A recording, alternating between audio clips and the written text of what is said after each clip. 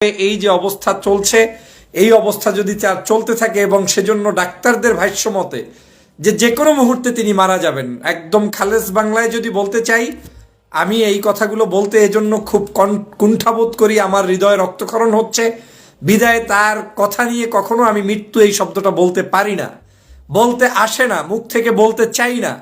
কিন্তু আজকে ডক্টরদের যখন বিবৃতি দেখেছি তখন আর সামনে রাখতে পারলাম না। সেগুলোর চিকিৎসা বাংলাদেশে যা সম্ভব সবই করা হয়েছে।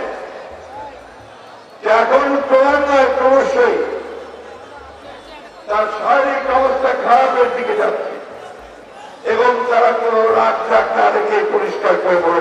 আসসালামু আলাইকুম, আপু সবাই কেমন আছেন? আশা করছি সবাই ভালো আছেন। তবে আপনাদের কাছে দেখাবো সাবেক প্রধানমন্ত্রী বেগম খালেদা জিয়ার শারীরিক অবস্থা ভালো না, দ্রুত চিকিৎসা না হলে যে কোনো সময় একটি অঘটন ঘটে যেতে পারে, এমনটি জানালেন বেগম খালেদা জিয়ার মেডিকেল বোর্ডের চিকিৎসকরা।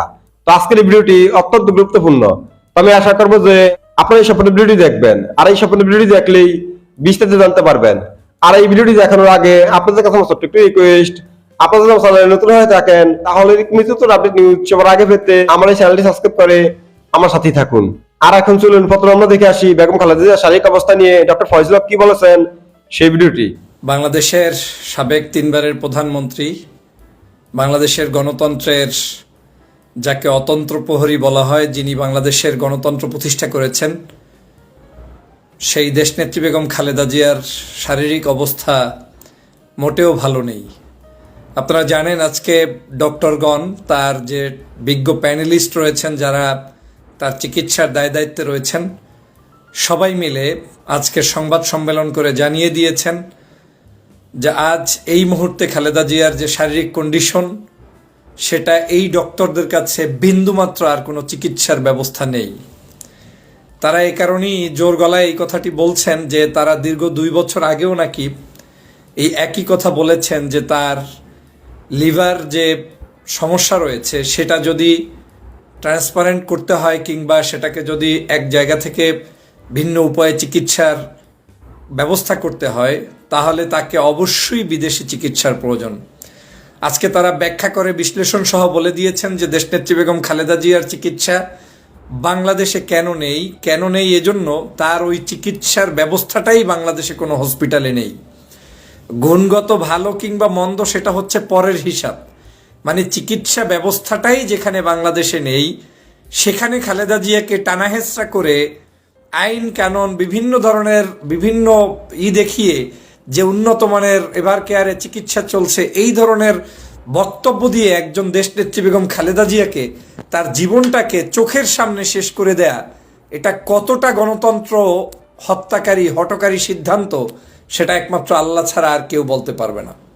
আপনারা জানেন যে এই ফ্যাসিবাদী সরকার দেশনেত্রী বেগম খালেদা জিয়ার মৃত্যুর জন্য, আজকে যদি খালেদা জিয়ার কোনো কিচ্ছু হয়, তিনি যদি শারীরিকভাবে এই যে অবস্থা চলছে এই অবস্থা যদি চলতে থাকে এবং সেজন্য ডাক্তারদের ভাষ্য মতে যে কোনো মুহূর্তে তিনি মারা যাবেন, একদম খালেস বাংলায় যদি বলতে চাই, আমি এই কথাগুলো বলতে এজন্য খুব কুণ্ঠাবোধ করি, আমার হৃদয়ে রক্তক্ষরণ হচ্ছে বিদায় তার কথা নিয়ে কখনো আমি মৃত্যু এই শব্দটা বলতে পারি না, বলতে আসে না, মুখ থেকে বলতে চাই না। কিন্তু আজকে ডক্টরদের যখন বিবৃতি দেখেছি তখন আর সামনে রাখতে পারলাম না।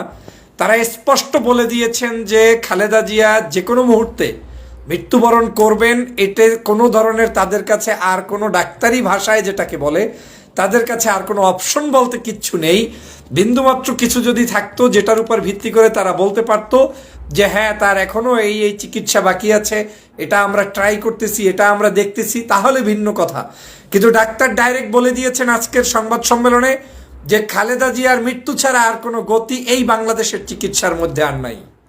তাহলে প্রিয় দেশবাসী, আপনারা কি একজন রুগী, এবং আজকের ডক্টররা যেটা বলেছে স্পষ্ট বলেছে যে একজন রুগী ডাক্তার হিসাবে যখন সামনে থেকে দেখছি যে এই রুগীর চিকিৎসার ব্যবস্থা বিশ্বের বিভিন্ন দেশে আছে, কিন্তু চিকিৎসা ব্যবস্থা করানোর সুযোগ থাকা সত্ত্বেও তার চিকিৎসা হচ্ছে না, তখন ডাক্তার হিসাবে তাদের ফিলিংটা কেমন লাগে সেটা আজকে ডক্টররা কিন্তু এখানে বলে দিয়েছেন। তারা বলে দিয়েছেন যে আমরা নিজেরা দেখতে পাচ্ছি যে এই রোগীর চিকিৎসা যত দ্রুত সম্ভব বিদেশের স্পেশাল হসপিটালে নিয়ে চিকিৎসা করানো হবে, তত দ্রুত এই রোগী ভালো হয়ে যাবে কিংবা এই রোগীর সুস্থতার সম্ভাবনা রয়েছে। আর আমরা চোখের সামনে দেখছি যে এই রোগী আমাদের কাছ থেকে চিকিৎসা না পাওয়ার কারণে প্রতিদিন প্রতি মুহূর্ত মৃত্যুর কোলে ঢুলে পড়ছে, এবং এটাই তাদের সাপ কথা। তারা এদেশ তার রিমান্ড কিংবা কি বলে জামিন কিংবা তাকে বিদেশে পাঠানোর জন্য ডাক্তাররা এই সকল বক্তব্য দিচ্ছে না। ডাক্তাররা এখানে কোনো রাজনীতির কোনো আলোচনা করছে না।